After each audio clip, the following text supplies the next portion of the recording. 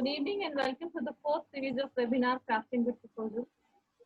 Shastri Research Fellowship, the co-doctor category, is the most popular program amongst our research scholars. Naturally, it is very competitive in nature. To be very precise and accurate while providing information in the application form. So there is no shortcut to the success, but with the practice, one can probably can win. Today we have with us doctoral awardees Mr. Ahmed Nawaz and Mr. Anuridha Jaina, who will be guiding you step by step to provide the information in each section that the application form has. And now I will request Paul to formally initiate the webinar. Over to you, Dr. Paul. Thank you, Reshma. Thank you so much.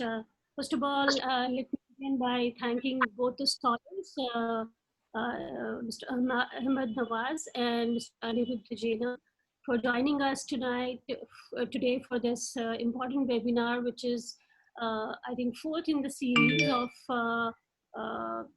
series of the webinar that is titled as How to Craft a Good Proposal. Now, crafting a proposal, as Reshma was saying, is an art. I mean, there's no shortcuts to winning an award, but there are precisely, I would say, there are tricks or there are portions of your proposal that need to be highlighted. And you have to be very, very precise while you are submitting your proposal to any funding agency for any award or for any grant that you wish to avail of. This particular program, of which these two scholars are recipient, is called Shastri Student Research Fellowship Program. We have three categories within this program. One is for student internship program, second is for doctoral research, and third one facilitates the scholars travel to Canada to do research, and similarly Canadian scholars to come down to India for postdoctoral research. The duration of the award for undergrad and category is around 3 months time. For doctoral, it's 6 months, and for the postdoctoral, it is 4 months. This is quite an open program wherein we leave up to the scholar to decide the duration that they want to be in India or in Canada over this fellowship, because the rules and regulation of different universities wherein they are registered as full-time scholars are different. So we have kept this very, very flexible for them to avail the fellowship as and when, as per the design of their institutional framework. Now, these two scholars, the scholar, namely Dr. Mr. Ahmed Nawaz, is currently in Canada, while the other scholar, Mr. Jaina, is still in India. They have received this award this year, and when the results were announced and the lockdown began, and it became difficult for all scholars to, because summer is the most conducive time for them to travel to Canada from India side. So many of them could not travel at this point of time, but we are hoping that the situation wherein we all are stuck right now will be soon eased out worldwide, and international border will open, and with a little more cautions, we will be able to undertake international travel, and so our scholars will move in and out. A little bit about the program. This program is something that is very, very popular amongst the Indian student fraternity, and especially I will talk about the doctoral program, which is high in demand at the Indian end, and it's very, very competitive. When I say it's competitive, I don't want to discourage you, but I just want to alarm you that anything of mediocre quality will not be able to make it place in the awardees list. So we decided that one webinar can be focused on this particular aspect. And that's why these two scholars are being presented to you, who will help you understand nuances of crafting a proposal, nuances of understanding what funding agency want, and why and how you should be presenting the facts. Now, basic things like the duration why you want to be in Canada, what is the purpose of your travel to Canada or to India for that matter, should be very, very clear. Similarly, why a particular university, why a particular affiliate. So you have to be very, very logical in your expression. I am not sure if everybody who's attending this webinar is aware that There is no personal interview in our fellowships. So it is all your proposal that speaks for you. So you have to be very, very cautious while you are submitting your application. Please, no, please understand that the aspects of the fellowship application form are answered and covered in your expression while you are submitting it or writing it. So make it vital, and you can absolutely you can be in touch with our officers at Shastri office in India and take their help in understanding if that particular aspect what you are expressing in your application form is right or not. But to help you overall, we have formulated this webinar series, and in this series, this is the webinar that is being presented by Mr. Ahmed Nawaz and Aniruddha Jena. Very warm welcome, both of you. I would like to introduce them a little formally. So to begin with Ahmed has obtained his bachelor's program in mechanical engineering from Visheshwara Technical University, Belgaum, and then Masters in Technology in Environmental Sciences and Engineering from IIT Dhanbad in the year 2016. He is presently pursuing his PhD in the field of solar light-driven nanomaterial for water treatment and solar cells at IIT Dhanbad. He has published various research articles, one book chapter in the peer-reviewed journal. Wonderful. And he is the awardee of the prestigious Shastri Indo-Canadian Institute's SRSF program. Coming down to Aniruddha. Aniruddha, after a brief stint as academic assistant at Indian Institute of Mass Communication, IIMC, the prestigious institution we all are aware of, for one academic session in 2016 and 17, he joined the Department of Communication, University of Hyderabad, as a doctoral candidate. He is a Jawaharlal Nehru Memorial Fund doctoral scholar and a research assistant at the UNESCO Chair on Community Media. His doctoral work is about idea of politics of culture and community media. He has presented several papers in worldwide, and he is also a Shastri Fellow. Very warm welcome. I'm not taking much of your time so that more can be shared from the scholars. And there's a huge registration that we have experienced for this webinar. I am sure you will be able to satisfy the queries raised by the scholars who are here with us for this webinar. Thank you so much again for joining, both of you. I now leave the floor for both of you to further the webinar. Thank you. Over to you. Nawaz? Thank you. Yeah, thank you. Thank you, Prachi ma'am, and all SICI members of SICI that they have given a great feeling and opportunity to share my ideas, what I had done for getting this award.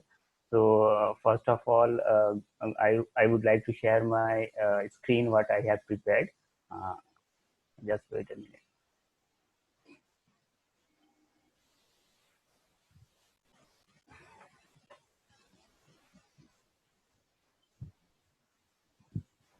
Yeah, so this is I have prepared. So basically, I am talking this week. I will be talking about crafting research proposal of Shastri Research Student Fellowship.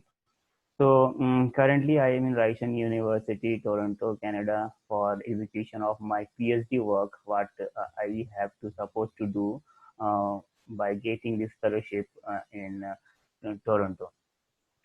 So at the end, I will start. So at the end of the session, the participant will be able to know these three terms. First will be crafting the research proposal.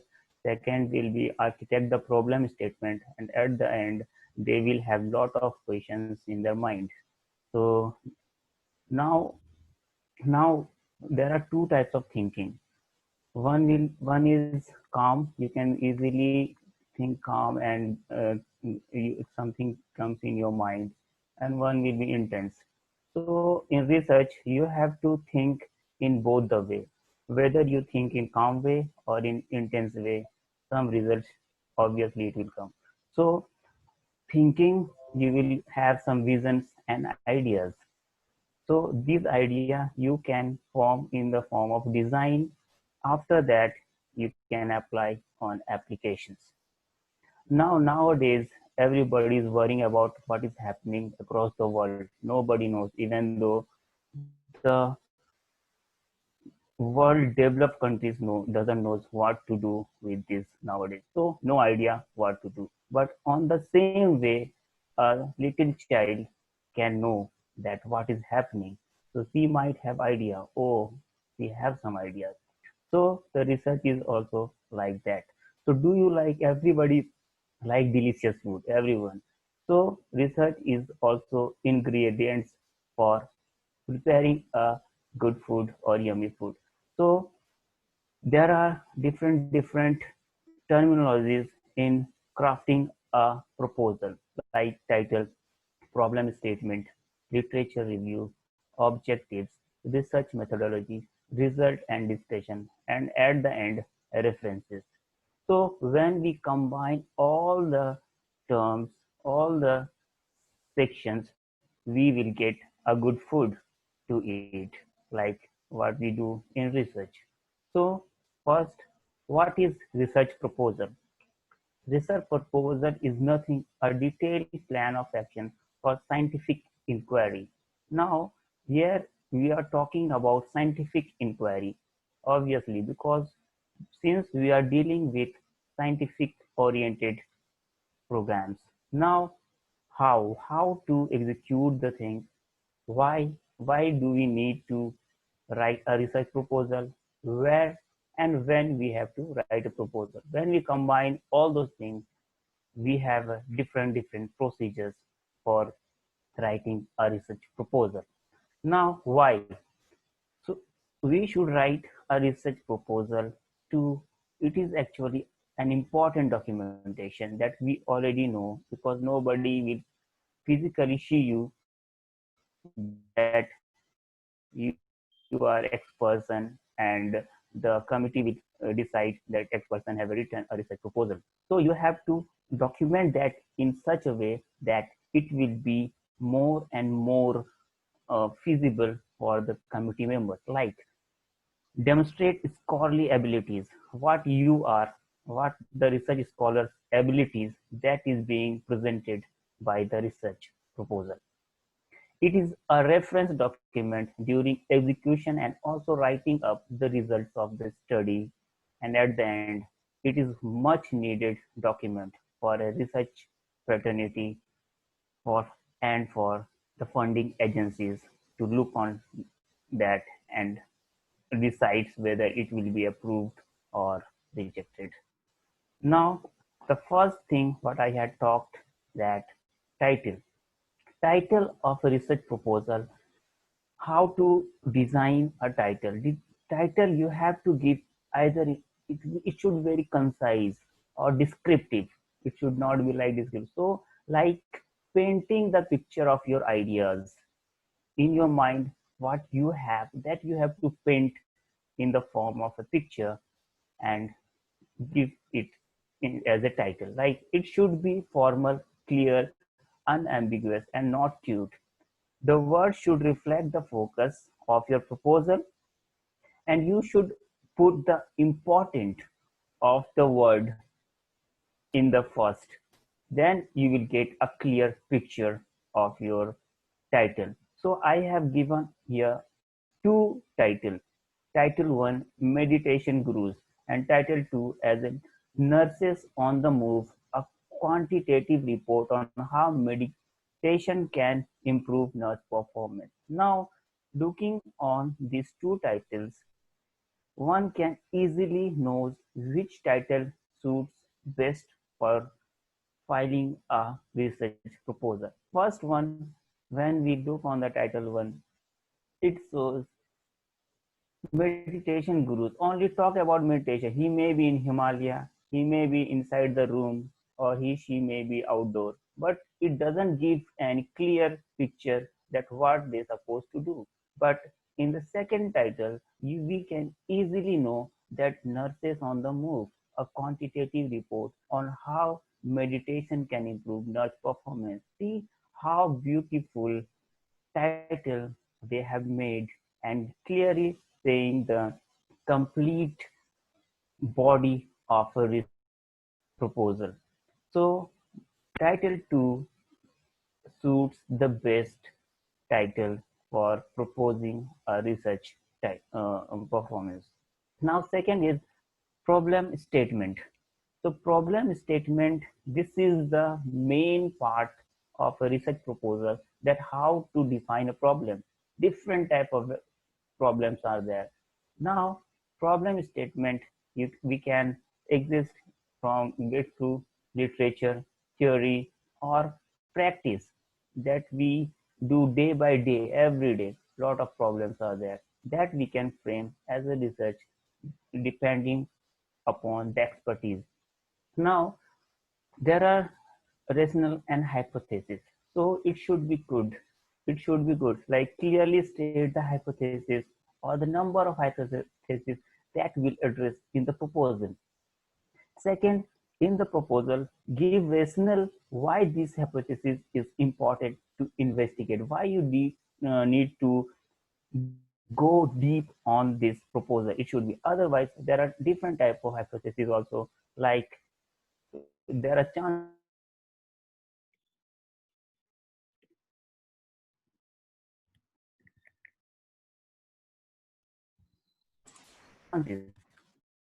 like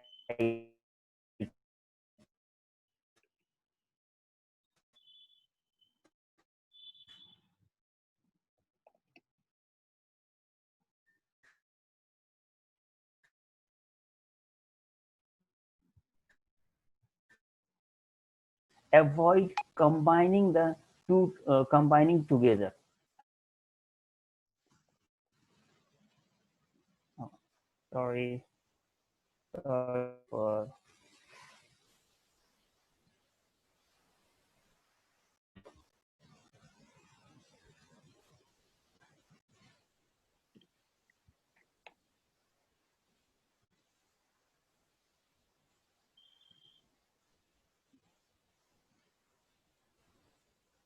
hello.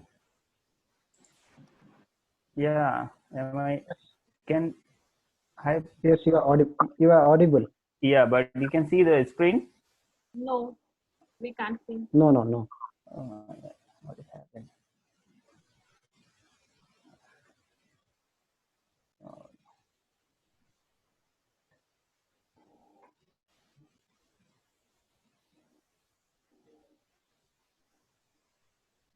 now, Yes, we can see it now. One yeah, second. yeah.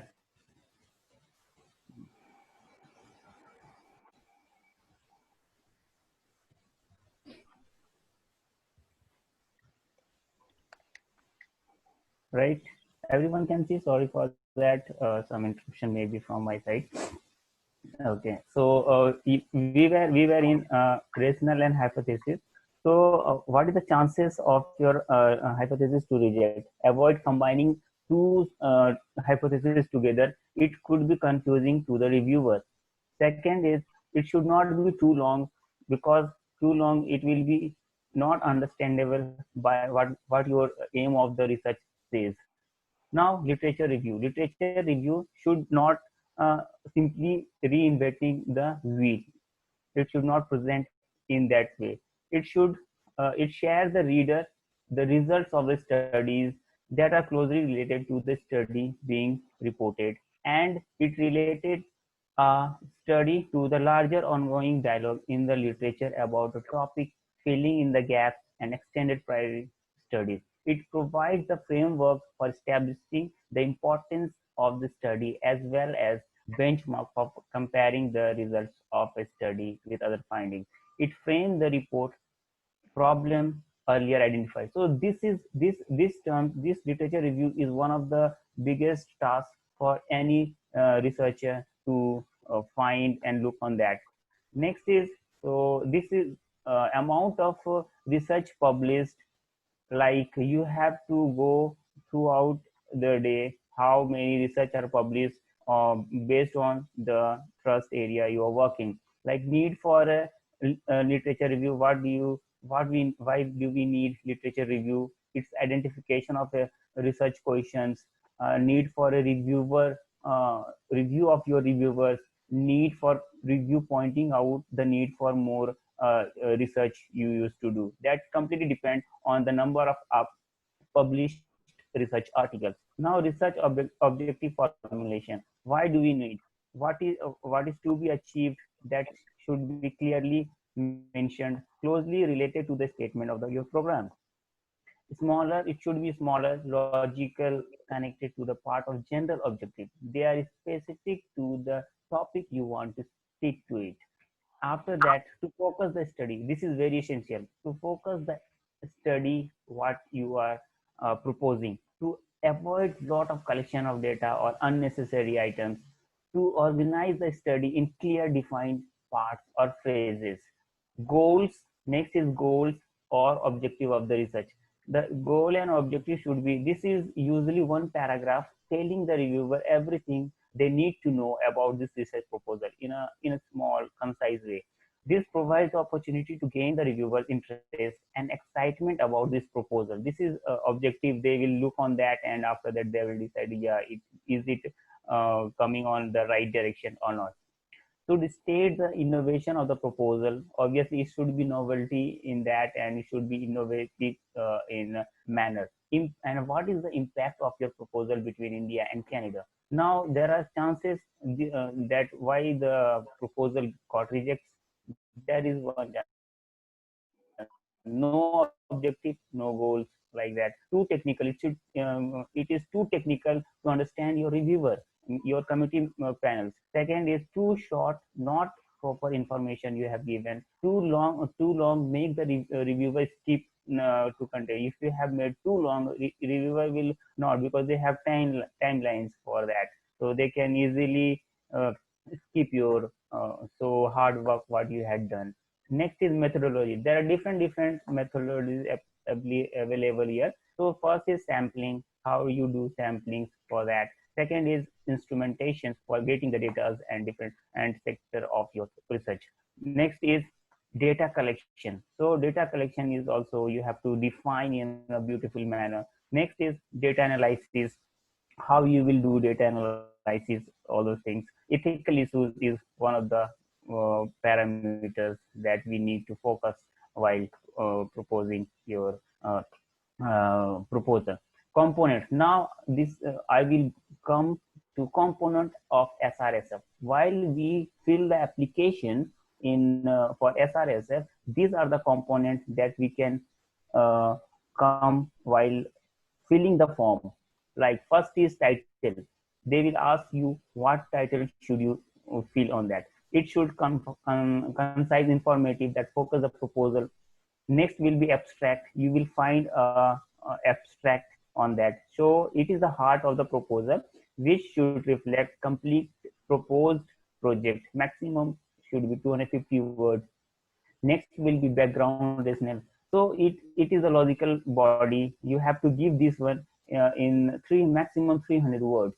Now before starting SRF, you should before applying, get consent from your host supervisor. This is very important. Otherwise, it will be difficult for anyone to apply as for SRSF. Now, next is a project or program details. It should be maximum 2,000 words. So, first you have to give the scope of your research. So, it takes about relevant patterning or outcome of the project from which you are focusing. It should be given in the bullet form. Next is objective. It highlights the key findings of your proposal. So objective you should give. After that, evidence knowledge in the field with citations and bibliography of relevant literature. So literature, you should give citation of that either in a tabular form or in short paragraph, so it will easy for them to understand.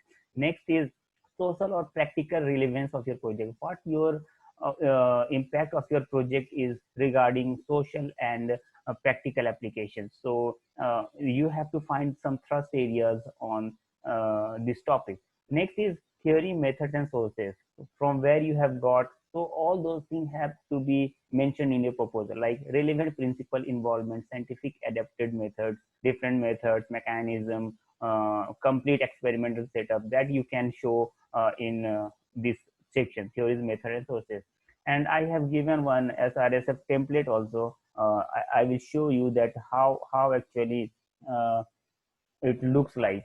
So I have framed this one. So uh, uh, you can see that abstract, you should give project title. After that, abstract should be so smooth in less than 250 words. After that, background and rationale of project, it should be in 300 words. Now coming to the project program detail, scope, objective, and you have to give in bullet form evidence like literature reviews. You have to give a concise manner. After that, bibliography, that is the references. Then social or practical relevance of your project, theories, method, and sources from where, what is the design of your project, you can give directly. You should give more pictorial view so that it will be easy for them to understand. After that, how you will principles involve and on that, your real-time applications. And next is preparative work to be completed prior to commencement of the fellowship. All the things you have to give in a good bullet points. And the need to carry the project in Canada, you have to give according to your uh, requirement. And next, also you have to give the milestones where you will find all those milestones. Now, uh, I will go to do's and don'ts that we have to focus. This is the main important and very much required by many researchers, that they are facing problems that what to do and what not to do in the research proposal. So do's: first, prepare a plan on paper before hand structure. Means I make the sketch and throw. Means we used to write a simple sketch and throw that paper. So you will get different research ideas in your mind. It will allow you to eliminate mistakes and gaps in logic in the first phase. After that, don't lose your focus. This is very important. Don't panic, don't divert from your focus items, and don't think that acquire 11 data. Ask your colleagues to check your papers, review your papers, is that is fine or not. And the second option can provide you valuable feedback from your present, how you present it, that will also give you. And you don't do unimpressive grammar or spelling mistakes. Even your research ideas are perfectly defined, then also don't do those things stuff. Don't make the work too short or too long. Exceeding short text will look professional, while a lengthy proposal may give you supervisor impressive you are broadcasting. So it should not be too short or too long. So these are the last do's and don'ts. And after that, thank you. Thanks a lot. Thank you, everyone. Thank you, Prachi ma'am. I have done. Thank you very much, Ahmed, for the presentation, which was to explicitly explain what you should be mentioning, what you should not be mentioning, and focusing on the key areas wherein the focus should be lying. There are a couple of things that I would also like to bring into your notice, that you know, choosing an affiliate is very important aspect, and I would request both the scholars, once Anirudh has done his presentation, to focus on that as well. And how to begin with this conversation, because I'm seeing the chat that there are people who are asking this question, and I think it would be best if it is answered by you, not by me. So I request both of you to take this after your presentation or within your presentation. I can only say that timeline is very important while you are devising any research proposal, whether it is for your own doctoral research or for postdoctoral research or for any funding agency to get a grant. So time specifically, and explicitly telling your timeline, like, okay, this week to this week I'm going to, because time runs very fast when you are on 4 month or 6 months fellowship. By the time you beat jet lag and get accustomed to the environment, you will see that 20 days are gone, and in between 4 months gone, and then you have to pack your bag to return. So there's no time left in between. Unless you have planned it very well in advance, you cannot reach to the level of your own expectation as you have devised while you were submitting your application. I'm talking about, presenting this to your adjudication committee, who are going to see the feasibility of your work. So define week wise or month wise your timelines, like what you are going to attempt in this week and what can be leading to the next week.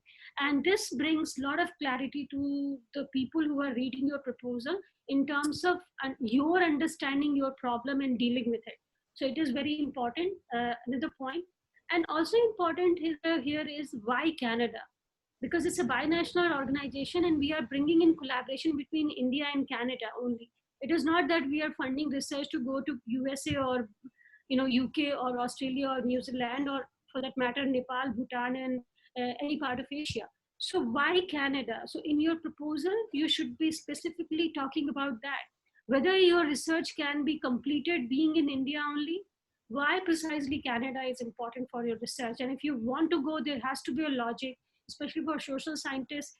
For sciences, we understand that in Canada they have better facilities or better labs or better enrichment lies with the professors with whom they are going to be affiliated. So they are from them. That component also is applicable for humanities and social sciences, but for humanities and social sciences as well, why you want to be in that particular geographical location to do your research is very important question that need to be answered while you are submitting your application. So be very specific, be very clear on those components. With this, I would like to invite Aniruddha Jaina. Aniruddha, please share your opinion and your thoughts on how to craft a wonderful proposal or a winning proposal for the sake. Thank you. Uh, thank you, Prachi ma'am, for giving me this opportunity to share my experience of getting the fellowship, prestigious one. So I'd like to thank the entire Shastri Indo-Canadian Institute fraternity for giving me this opportunity. And I must thank Nawaz for that insightful presentation. So before that, I'd like to seek your permission that I'd like to say sorry that I don't have a PPT to share my screen, because I'm using my phone because of my feeble internet connection. So I thought it would be great on my part to share my journey from the day I started thinking of applying for this fellowship, writing the proposal, submitting it, and getting the news that I have got this fellowship. So the journey started with the notification the day I received that there is a possibility that I can apply, I'm eligible to apply for this prestigious fellowship.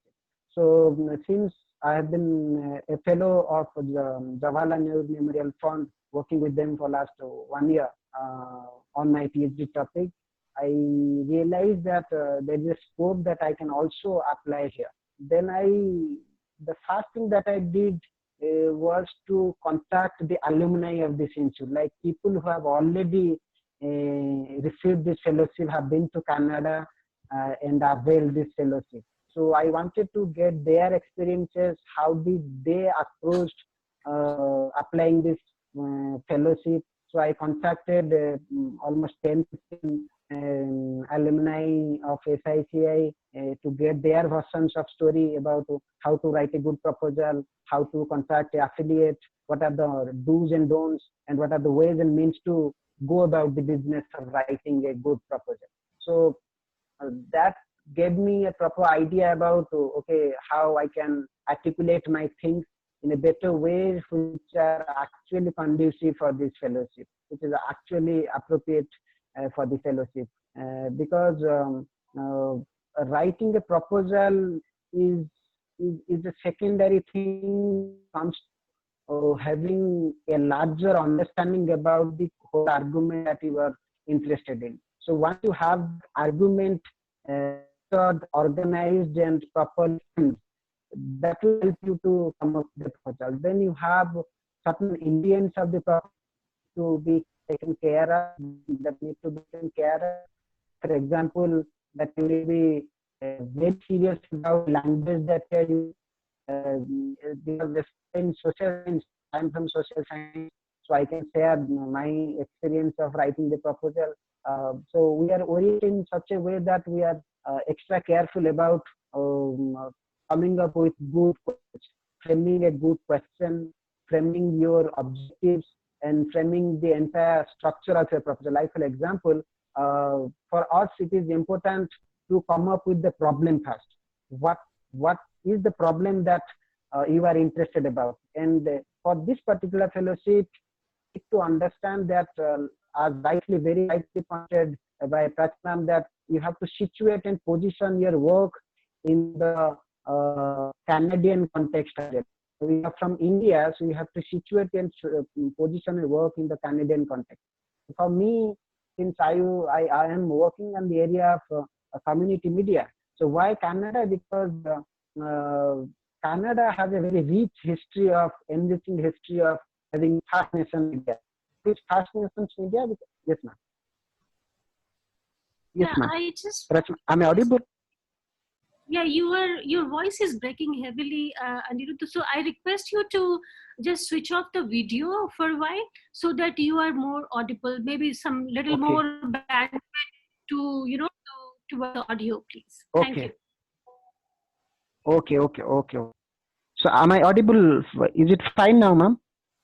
Well, it's better for sure. Okay.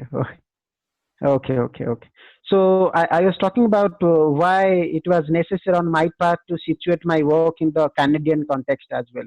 Because as rightly pointed by Prachi ma'am, that for social science and humanities scholar, we don't have, I don't like to say that word excuse. We don't have that excuse or liberty of saying that I want to use labs or good instruments to do the experiment and all. So it is about writing and doing the field work and all. So for me, since I am doing an ethnographic work, so it was on my part to identify certain fields or certain areas where I can go and do one proper ethnography of the kind of study that I'm interested in. Like for example, I'm interested in understanding the cultural politics in community media. So Canada has a very rich history of community media, and they call it First Nations media. So why cultural politics in Canada and India? Because since I have already done one part of my work in India, understanding what is the cultural politics scenario in India, so it gave me an impetus, an opportunity to write the proposal in certain way that will actually incite a sense before the jury. Okay, so these are the preliminary understanding of the candidate about the concept or the argument that he's making, and given a scope, he selected easy on his path to see what are the cultural dynamics in the country. So for me, writing the proposal was about coming up with the key argument that I'm interested in, because it was very important on my part, being a social science PhD student, to come up with the right kind of questions that I want to engage with. Also, it was very much important to present the scope and significance of the work that I'm interested in. And for that, I drafted a very rough proposal first, which included the introduction part, where I'm trying to introduce the concept that I'm interested in, like cultural politics, identity politics, community media, community radio, in the context of both Canada as well as India. Then I came up with the very idea that what are the scopes and significance, why this study is important, why the jury will decide that okay, this proposal is good enough to go and this is researchable. So mind it, it is very important where the idea that you are presenting before the jury should be researchable. It should not be so ambitious that you cannot complete it within the time frame. within the circumstances given to you. Then it was important on my part to present first place.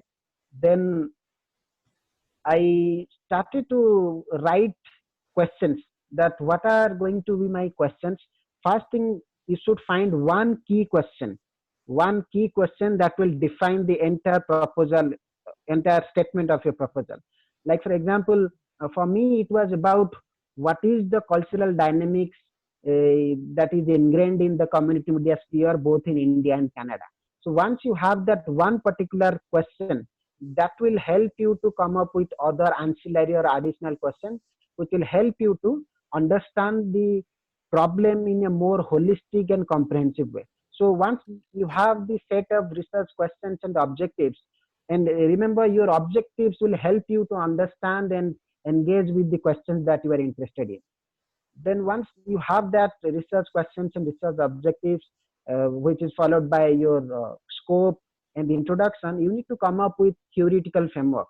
And it is very much important in social science research to have a good and sound theoretical framework, because at the end of the day it is warranted that you need to situate and position your work, your findings in the larger scheme of things, means the existing knowledge space, the domain of knowledge that you are working on. So for me also it was very important to come up with certain theories, or when I say come up with theories, that doesn't mean that you have to come up with your own theory. You can actually follow what are the existing theories or existing concepts that you can borrow in, which will help you to frame your proposal in a certain way, which will convey certain meaning. So once you have that theoretical framework, research questions, objectives, and scope, that will dictate terms to come up with a sound methodology. And in social science research, it is very much important to have a what you call researchable methodology, a set of good methods, techniques, and tools that will help you to collect the right kind of data and information, which will eventually help you to write your thesis or write your document that is supposed to be submitted. So for methodology, you have to read a few good research articles, research papers, and commentaries, books, where you can what we call experiment with new methods, new ideas. You can borrow in on new methods and tools of data collection that will help you tackle the challenges that will be thrown by the field. When you are out in the field, there will be an entirely different dynamics that you have to go through. Like for example, the proposal will always look fancy, but the moment you are out in the field will throw you new challenges, and you have to engage with those challenges and overcome on a daily basis to make sure that you have the desired data and information to write your thesis. Then it was also important on my part to state the location and sample of the study. So for me, I had to situate my work in a geographical space which is conducive, which is appropriate for the study, also keeping in mind the research logistics. Why I'm saying research logistics? Because you have to ensure that you can't travel 200 miles a day to collect your data. So you have to take all those logistical issues into consideration while proposing your proposal, writing your proposal. Like for example, for me it was very important to find out a radio station in and around Ontario region, in the Ontario province of Canada, so that I can travel from my affiliate host institution, that is York University in Canada, to the radio station and do my field work on a daily basis. So that logistics that you need to take care of is also very important. Then what is important also on my part, and I believe it is very important for everyone else as well, to give the jury members an idea about why this work is relevant and what are the anticipated outcomes, that what you anticipate will be the outcomes of this particular study. So like for example, what you want to showcase them at the end of the project. So you have 6 months or 26 weeks to carry out your research at the maximum. So what you want to present at the end of the day. So for me, it was evident on my part to showcase or give them an idea about what will be the end product. That means how the thesis, your thesis document will help understand the Canadian as well as Indian scenario in their respective cultural and socio-political dynamics. So for me, it was important to give them an idea about how the cultural politics is playing out in Indian scenario. And given the fellowship, if I get it, I'll try to present an idea about how the cultural politics is playing out in Canadian scenario. Then that will help me to draw certain similarities or differences, and to come up with certain things which will influence or which are implementable in terms of policy. Like for example, if I'm working on cultural politics in community media, so what are the cultural things or what are the key aspects that I can give as a document which will help people come up with more policy changes which will eventually help the community media sector grow in both Canada and India. So these are the key aspects that I kept in mind while writing the proposal. Apart from those things, there are two very important things that I did and which worked in my favor. Those two things are to initiate contacting host institution and finding one research supervisor in Canadian institute. That is the most important thing. And it is very important to keep him or her in the loop of things with every development that you are making. Like for example, for me, it was very important on my part to keep my supervisor, Professor Jan Huddle, in the loop about what are the readings that I am doing and what are the developments I'm making in terms of writing the proposal and all. So I used to share my proposal with Professor Huddle to get her remarks and suggestions.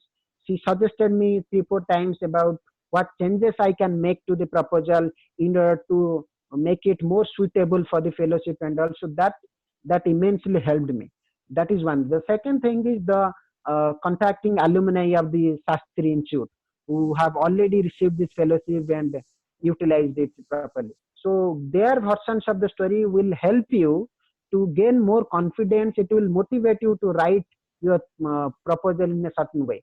So contacting alumni of the institute and contacting number of host institutions, because at the end of the day you have to finalize, okay, I'm interested in working with this professor because he or she is working in that domain, having expertise, have published in this journal or that journal. So expertise matters a lot, because if you establish that rapport prior to the result of the fellowship, so for God's sake, if you are getting it, then it will be very helpful for you to initiate the research what you call interaction once you are in Canada and working with the professor.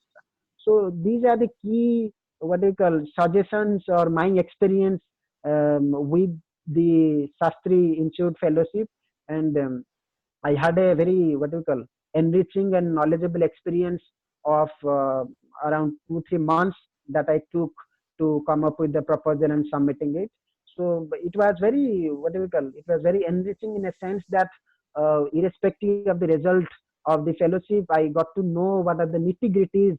How do you engage and negotiate with the different institution when you apply for a fellowship and project. So this is something that I wanted to share with you. I'm sorry that I don't have a PPT to share, but I like to take questions and answer if possible on my part, whatever I know. Thank you.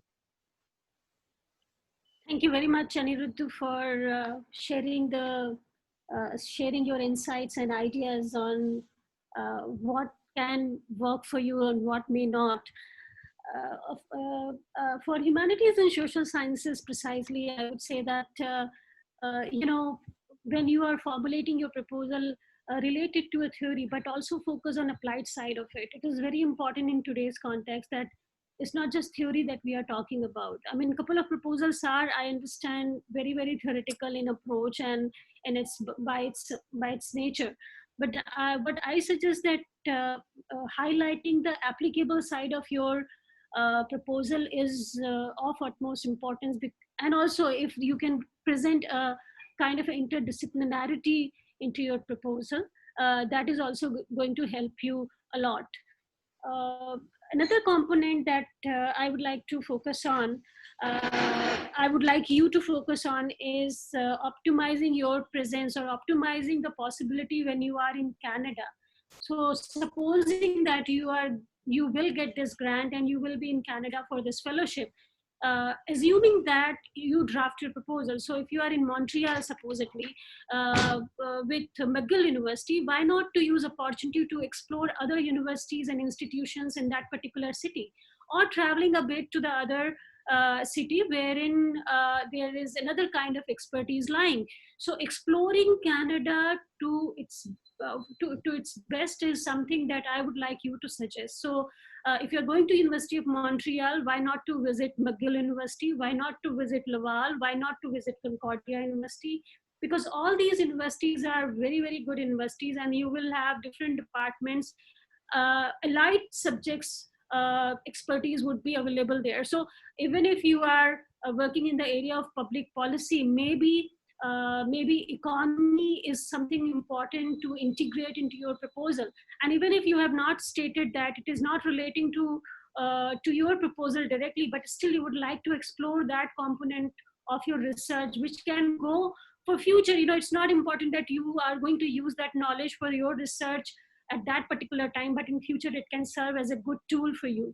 So I would suggest optimizing your presence and thinking in terms that you are going to win over this award, and drafting your proposal accordingly is going to help you a lot, because you will not be allowed, or there won't be any opportunity for you to say, okay, now I got the award, or I didn't get award because I did not present it that way. So you have to be very firm in your approach while you are presenting it to us. Also important is that you, along with your affiliate, and most Canadian affiliates, I'm focusing, I think more are from India side. And even if there are attendees from Canada side, I can only say that you are going to be affiliated with one faculty, but there is going to be a whole department. Try and mingle with other professors as well, because they might not directly be interested in your work, but you might get interested in their work for future, or there can be additional component joining your research while you are doing your research over there. So keep your eyes open and widen your horizon while you are writing it. While you're stating the purpose of your research, be clear on what is your core area and what are going to be your allied areas, wherein if time permit, you would like to explore that as well. So these are a couple of aspects that I would like to bring into your attention. I would want both the scholars to touch upon a couple of important issues, like how to find a good affiliate. So would you like to take up that question? Because I can see in question answer that there are scholars trying to understand the process for that. Yes, Anirudh. So the experience that I had finding an affiliate in a Canadian institute, that I exactly followed what Prachi ma'am actually suggested. I actually emailed almost all the communication professor that serving Canadian universities, keeping in mind that they're working in the areas that I'm interested in, also certain allied areas. Like, for example, if I'm interested in community media, not just community media, so there are professors who have extensively worked on community media, mainstream media and culture. So I approached them because they understand media of cultural politics from media. They interest to my work. So I myself to approach professors who only have expertise in the domain of community media. So I tried approaching almost 20 odd professors from universities like York University, University of Toronto, then Ryerson University, then Concordia. So and I got some positive responses. Like for example, there are professors who are not what you cannot open to supervise, but there be some.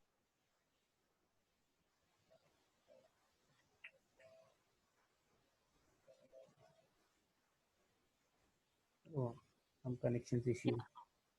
Yeah, I think we've the connection is lost for a while. Sorry, sir, my connection is. Am I audible, ma'am? Yeah. Yes, you are Okay. now. Yeah. I'm sorry.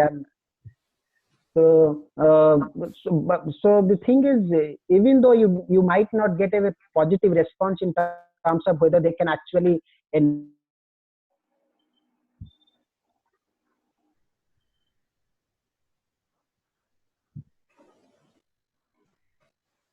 their side was also very helpful on my part. When I got a message from a professor working in the domain of media and culture, when I say media, it was he was working on mainstream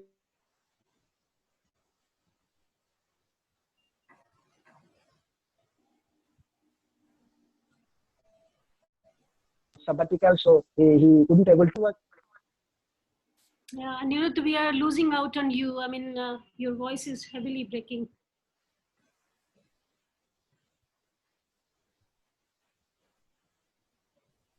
Yeah. In the meantime, when we are able to hear Anirudh, Ahmed, would you like to share your experience of finding a affiliate in Canada? How did you go about? Yeah, actually, for me, it was really just 10 night journey like that, 10 night. So I was in my lab working throughout the day, and in night I used to search for professor whom I can attach with my with my research. So one day I have found two, three relevant professor who is working in my field. So I made those three professor along with my proposal in my first mail. All of three of them have replied that okay, I can all those data. After that, one who is more prominent on my research, she had told me to just connect one. We will be have one interview on Skype. Then I told, okay, can you please tell me the time and date? Then she had given me one timeline that you should be uh, just prepare at this time along with your Skype. Then she has shared her Skype ID, and half an hour she had gone interview, and after that she told that okay, what is the format of your consent letter for applying for SRSF. After that, she had given me one consent that okay, I am ready for you to as a host, and it's gone fine. It's all the way like that. It's 10 night journey for me. That's it. Yeah, Yeah. and at times, your professors here at your own host institution, like your own affiliating institution in India can or in Canada, wherein you are registered for your program, can help you out. These are senior professors, and they have affiliation worldwide, so they may have connections that are that can be used for these purposes. So do not shy away connecting with your own professors and supervisors, requesting them to make you in touch with these people who can be a potential affiliate for you. Writing to many people, of course, is a very good approach, but you have to be particular about writing to only those who are from our member institution. As you are aware that the fellowship is only for the scholars who are at a member institution of Shastri in India or Canada and are willing to be affiliated with a member institution there in Canada or India. So you have to be very precise, refer the membership page of Indian Member Council and Canadian Member Council page of the Shastri Institute's website, wherein we are now 150 plus institutions in India and Canada. It's a wide network. So you will find, you name a good university in Canada or India, it is on our board. So it is not so that the university that you precisely are looking for, you will be missing out on getting the affiliation. So I would suggest that refer the list and then only go on. Also, do not approach everybody. Like if you see that there is a member council representative's name mentioned there on the website as well. So at times I have experience, and these people come back to us saying that somebody from an Indian institution wrote to me, and then I get many emails from our member council representatives that they have actually sent the same mail to all 45 institutes representatives. They may be from varied areas. You are going to be studying society, but they are engineers, and you're writing to them that please be my affiliate or suggest me a good affiliate. It is not going to work that way. So you have to do your own research about it. As Ahmed is saying that he has spent some good time, and Aniruddha was sharing that he has written to almost 20 to 25 professors relating to his field of research, and that made him get a good supervisor ready to be hosting him for the over the fellowship that they have received. So I would say that it is very important that you go for it, but in a precise manner. Do your basic research, that who are the people who have worked in this area, and then only proceed further. I think it is time to go for more question and answers. So I would pass on the stage to Picky. Picky, would you like to take up the questions now?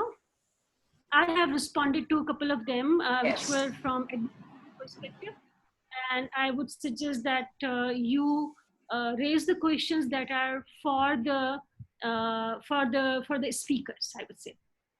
Yeah, sure. Thank you. Hello, everyone. So there are some 30 questions lined up. We'll quickly take up each one of them one by one.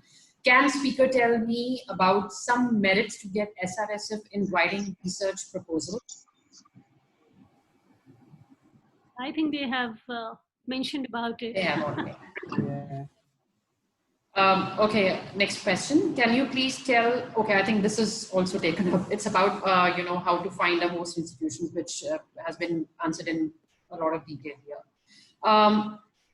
The next should be, what kind of publications are more help to get the funding?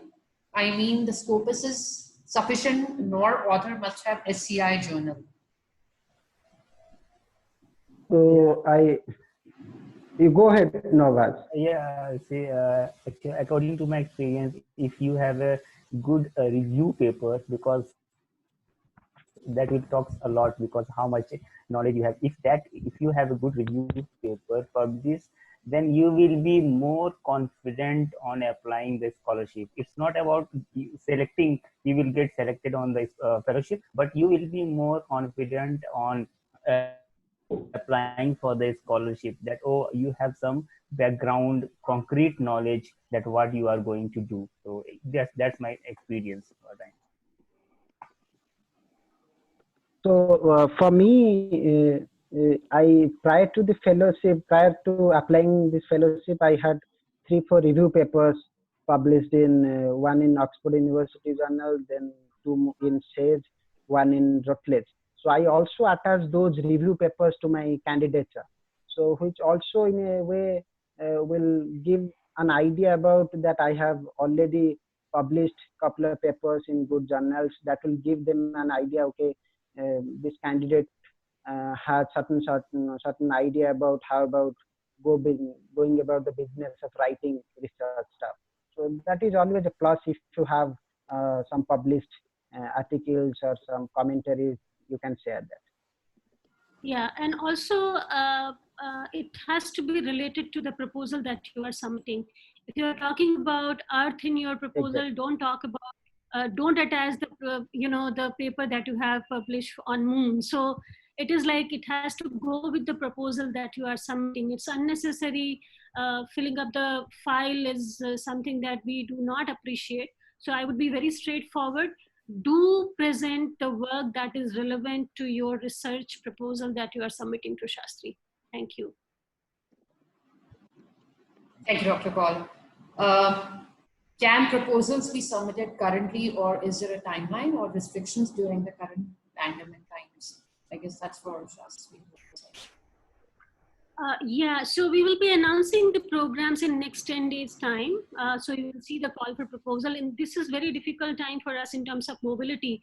And all these programs are comprising of, great mobility feature into it, which we are currently putting on hold, which means that we are encouraging this year scholars to do research virtually as much as possible, because we don't see the situation to be normalizing, absolutely normalizing in next 6 to 7 months time. So we do not want scholars to stuck with your research if they have planned to be in person in the other country.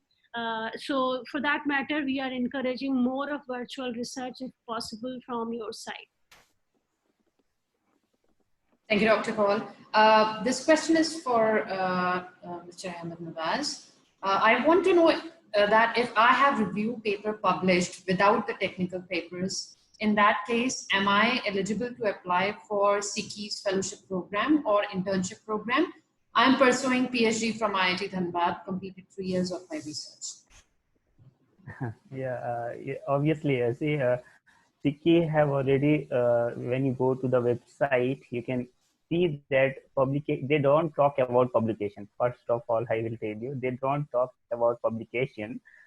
So if you have completed 3 years, obviously you are most eligible for your getting the fellowship. You are writing the proposal for getting your fellowship. So in 3 years, you have got a lot of ideas that how to write a research proposal, as well as your objective of your PhD work. Then definitely you can apply for this fellowship. This is very important. So you can see publication is not the first priority of SCT that you can see easily. Yeah, I could just add here that that's not the only parameter on which the success is dependent on. For the scholars, it all depends on what stage of your research you are. So it is expected if you have completed 3 years of your doctoral research, you would have come up with some concrete research papers. So it is expected from those scholars to have at least 1 or 2. But it doesn't mean that if you don't have, you can't apply for it. We don't base our decision on number of research paper that any scholar have published.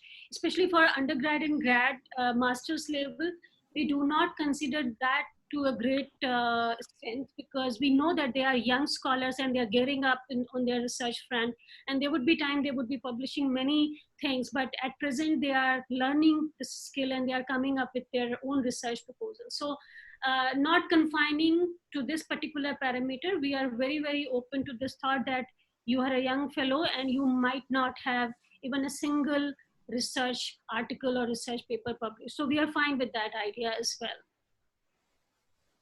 Thank you. Thank you, Dr. Kaul. Another question again for you, Mr. Nawaz. I'm writing a research proposal. I want to know how to present the expected outcomes of the proposed work. Yeah, actually that I have already talked in my presentation, but anyhow, I can tell you that the objective is completely depend on what work you are doing. What is it, lab work or not modeling work? Suppose, see, I am belong to a engineering background, so I will tell you, in engineering we are focusing mostly on application oriented. So is our objective fulfills that particular applications or not? For any research proposal you are writing, it should be application oriented, and it should be very precise and clearly telling that with some concrete result already somebody had found in the literature. So better to write your objective in precise way, and it should directly reflect your complete proposal. Yeah. Thank you, Mr. Nawaz. The next question is for Anirudh. Yes, As a ma'am. sciences scholar, a comparative study is more important, or a kind of learning on or new ideas from your research is important? So, as far as comparative study are concerned, it is not about whether you are trying to draw comparisons between India and Canadian context, Indian and Canadian context. But what is important, I believe, is to situate your study in the context of both Canada and India. It is not about drawing comparisons. Rather, your proposal should give an idea about how there are different understanding that are existing and how your work will help understand the Canadian and Indian situation in a more comprehensive way. So if your proposal is able to give an idea about that and how we are going to go about that business, that will be something which will be important, I believe. Thank you, Mr. Anirudh. There are two things popping up here, which is for both Mr. Nawaz and first of all, people who would like to have their presentations. I know, Ruth, you don't have yours, but Emma, if you approve, we can share the presentations with the attendees via email. We would not be posting these presentations on the website. If you send in us a request, we'll be happy to share those with you. And on the other note, Anirudh, I have another question for you where somebody is checking if you can share your research proposal with them as an example to follow. Okay. I can certainly share my draft proposal, not the final one, because the final one is supposed to undergo a series of changes once I am out in the field. So I'll be happy to share my draft proposal, no issue. Thank you. That's great, thank you. Dr. Paul, I have a question for you. Someone has addressed the question on your name. Can you please elaborate a little as to how we can approach host institutions? I'm sorry, I didn't get your question. Can you repeat that? Yeah, sure. Can you please elaborate as to how we can approach the host institutions? And the other same question says, can we approach multiple institutions, faculty members simultaneously? Yes, you can do so. But as I said and explained by the speakers as well, that you can't go random. You have to be very precise on first of all, precise on checking whether these institutions are member of Shastri Institute or not. Because if you have done your work and put in a lot of effort and secured a letter of affiliation, but that is not from a member institution of Shastri, we are not going to accept it, and your candidature would be denied. So you have to be very careful while you're choosing one institution for affiliation, any institution for that matter. And after selecting institution, yes, you can write to many faculties, but you have to be sure on whether their areas, and this is a digital world, so the benefit lies with you to explore if these professors you are going to connect are interested or their interest areas are similar to what your interest areas are. So precisely working on that area, then you can select a few and send it across to as many you want, because at times you write to 2 and one of them will respond, but at times you write to 10 but you don't get a response from anyone. So it's all, you can't assure we can't assure that you will be getting to hear from them, but you have to be very precise. And if they see a good potential candidate, they are very keen to host Indian students. I can tell you this from my experience, that Indian students are valued a lot. They are respected a lot for their diligence and intelligence. So I would encourage you to look into the right set of affiliates for yourself. And they would certainly like to host you if you are a good and potential candidate. Thank you, Dr. Paul. It's again for both the speakers. If we get the fellowship, how do we manage our living expenses there? Are there, I guess, ready to say Canada? I guess Nawaz will be the right person to answer that. For academic, I want to answer this question. Academic and living, these are two things. You have to more networking on living. You should have more networking branch in many people. You should know, you should have good network. Then it is very easy for you for finding livings in Canada. So what I did, I have one friend in US, so I contacted him because in Google Map I have seen that Toronto and New York is not too far. So I have contacted him that do you have any friends in Canada? Then he told, yeah, I have. So he have given me one number, and I have WhatsApp him when I was in India. So I have WhatsApp him that I see I am from his friend. So can you please arrange one accommodation for me?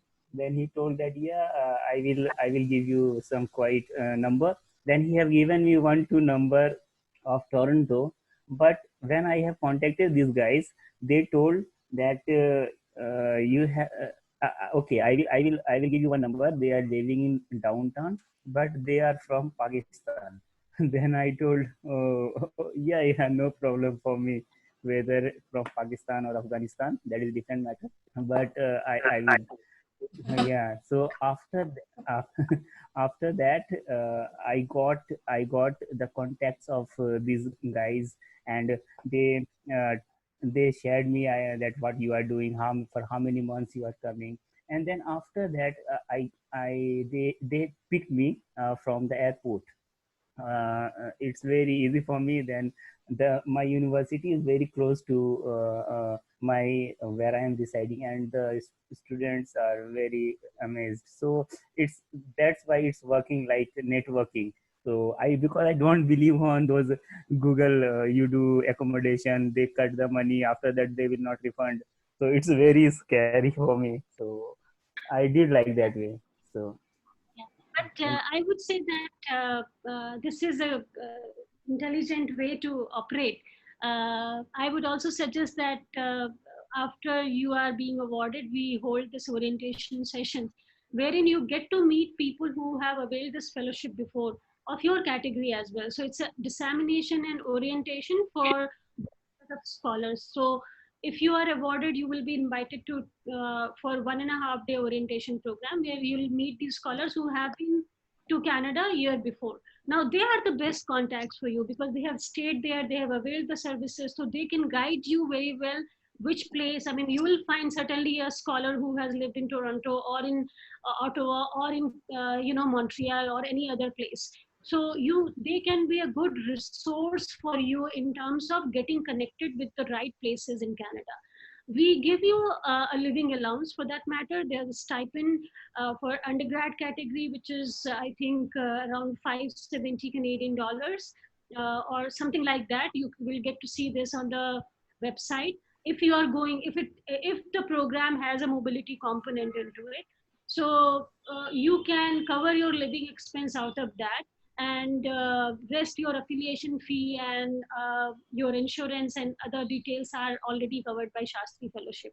So this is the way to operate on those logistical arrangements. Thank you, both of you. Another request is coming. Some of the people would like to have the email IDs of our speakers. So again, do you approve of providing those so that Shastri can write them back?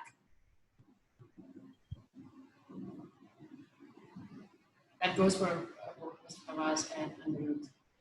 Can you share? Sorry, come again, ma'am.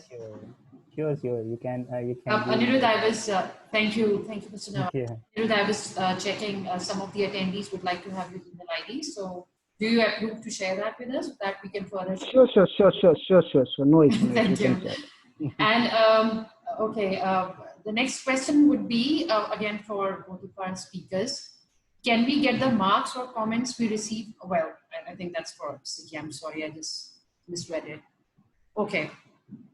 So these, next questions that are in line are mainly for SICI. So I'll just read one of those. I've been writing proposal for 3 times to get a fellowship, but unfortunately, I'm having some problem. please suggest me some key points for this problem. So I guess it's the problem statement this person is referring.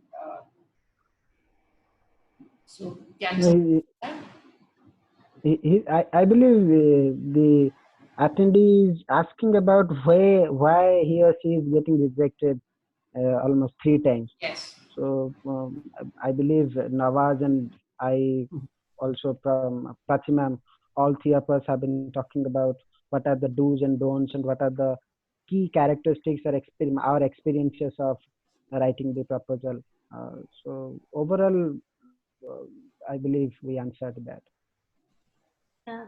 And also, if there's any precise question that you have, if you want to understand what went wrong with your proposal, you can write to our program officer, that is Ms. Reshma Rana.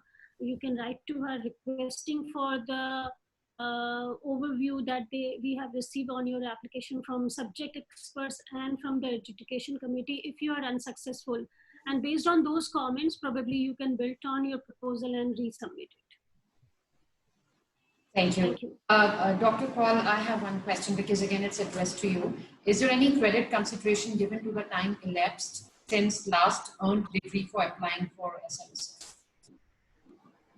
No, unfortunately, not through us for this fellowship, but if your university and your affiliating university have any arrangements, we have no objections to if you are going to secure a couple of credits there in the affiliating institute. But Shastri do not provide any kind of facilitation or any kind of arrangement that enables sharing of credits. Thank you, Dr. Paul. And I guess this is going to be the last question for the speakers. What will be the product? Well, no. Is there any particular format for research proposal, particular for any fellowship? Do you recommend some particular pattern or format of email or letter for approaching a professor from a Canadian institute? It was a long So can I answer? Yes, sure.